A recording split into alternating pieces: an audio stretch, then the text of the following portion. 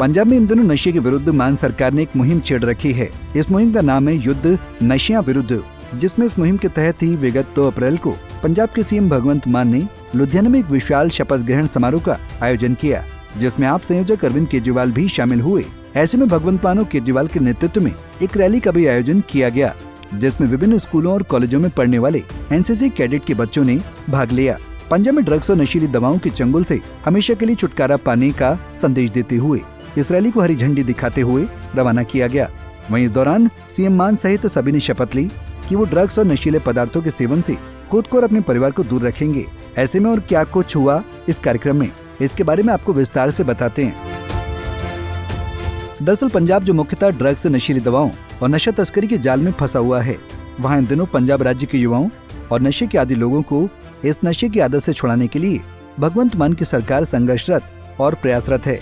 इसके लिए मान सरकार जब से सत्ता में आई है, तब से ही नशे के विरुद्ध अपनी कोई न कोई मुहिम छेड़कर लोगों को इसके प्रकोप से बचाने के लिए निरंतर सख्त कदम उठा रही है। जहां बीते दिनों भी नशे के विरुद्ध मान सरकार का बुलडोजर एक्शन और युद्ध नशिया विरुद्ध जैसे अभियान देखने को मिले थे, वहीं इसी कड़ी में एक बार फिर भगवंत मान एक्शन मोड में नजर आए हैं। हालांकि एक्शन सख्त नहीं, संदेश के रूप में नजर आया। दरअसल नशे के खिलाफ ली शपथ। भगवंत मान के नेतृत्व में लुधियाना में एक विशाल शपथ समारोह का आयोजन किया गया। यह आयोजन पंजाब में युद्ध नशे विरुद्ध अभियान के तहत किया गया, जिसमें आप संयोजक और दिल्ली के पूर्व सीएम अरविंद केजरीवाल शामिल रहे।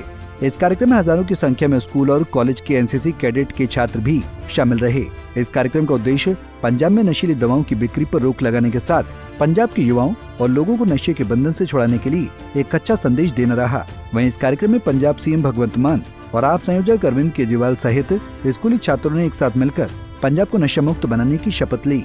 सभी ने एक साथ शपथ लेते हुए कहा कि मैं पंजाब की पवित्र मिट्टी का सच्चा बेटा हूँ। आज मैं पंजाब की मिट्टी की शपथ खाता हूँ कि मैं खुद को ड्रग्स के सेवन से दूर रखूंगा। अपने परिवार, अपने मित्र और समाज के लोगों को भी इस नशे के सेवन से दूर रखने के लिए हर संभव प्रयास करूंगा। जहाँ भी नशे की बिक्री को देखूंगा, वहाँ तुरंत पुलिस को सूचित करूंगा। मैं इस लड़ाई में डरूंगा नहीं। इस लड़ाई में ईश्वर मेरे साथ हैं। मैं विनाश नहीं, विकास चुनूंगा। मैं शपथ लेता हूँ कि जब तक पंजाब नशा मुक्त नहीं बन जाता, तब तक मैं चैन से नहीं बैठूंगा। इसी के साथ अरविंद केजरीवाल ने सभा को संबोधित भी किया, जिसमें उन्होंने कहा कि नशा मुक्त पंजाब को लेकर क्या बोले केजरीवाल। मुझे युवाओं के बीच आना बेहद पसंद है। मैं उनके बीच रहकर खुद को धन्य समझता हूँ।